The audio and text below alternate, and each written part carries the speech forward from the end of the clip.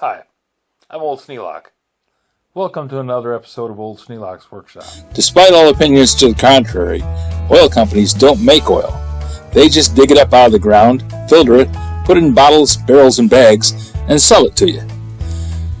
Then when you follow their prescribed recycling program and bring the oil back to them, they just filter it again and sell it to you again. Why pay somebody else to do something you can do yourself?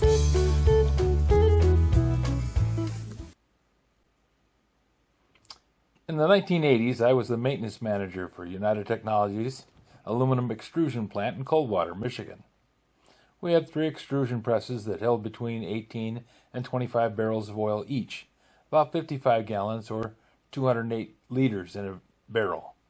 When I started, they were buying 10 barrels a month to make up for oil losses from changing oil and leaks from the various hydraulic systems. The presses had collection pits under them that drained to a 20,000 gallon or 75,700 liter collection tank. The presses also had water-cooled heat exchangers and chill boxes for the extrusions. These leaked or drained water to the 20,000 gallon oil collection tank out in the back lot. When the collection tank filled up, they would have used oil and water mixed, pumped out into the tanker trucks, and hauled off to be used as fuel in cement kilns.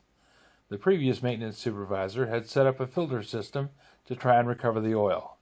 It was cobbled together from used junk and wasn't reliable. I put one of the employees in charge of maintaining and operating the system.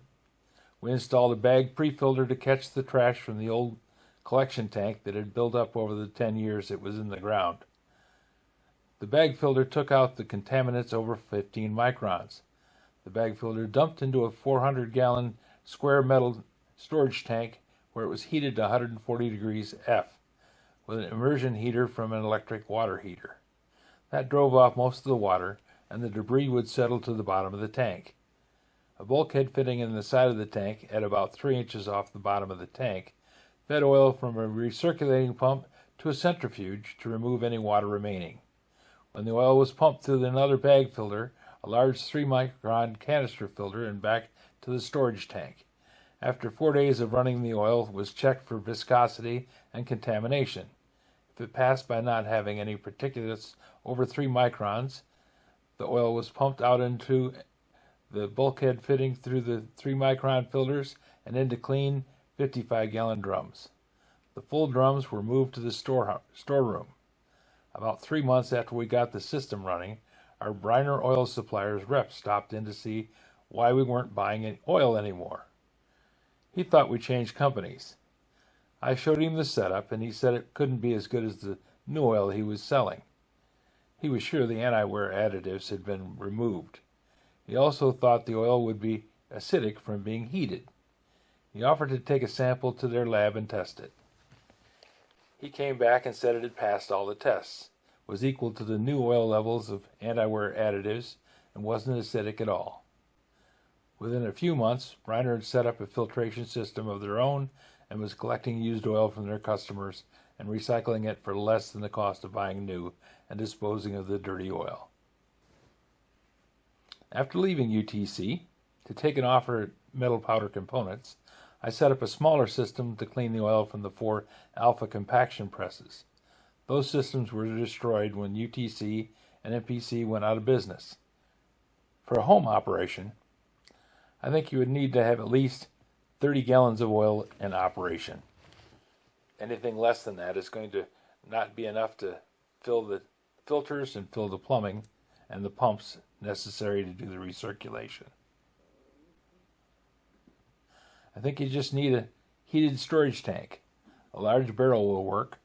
Make sure it is vented to allow the water vapor to escape. A bag filter ahead of your centrifuge is necessary.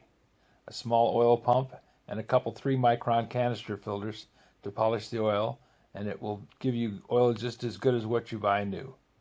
It won't separate different viscosities of oil, but you can rig it for the larger quantity of oil that you have, like I did the hydraulic oil. Anything less than 30 gallons won't be practical because the system keeps about 15% of total capacity in the various filters and piping.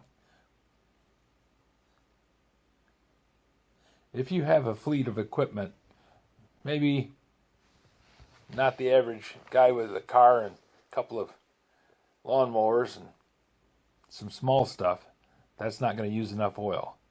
But if you're doing something like a farming operation or any place that has hydraulic equipment like Caterpillar tractors or wheel loaders, something like that, that uses a fair amount of oil, one round of oil changes will pay for the equipment needed, and depending on how dirty your oil gets, the filters will be a small cost compared to buying new oil.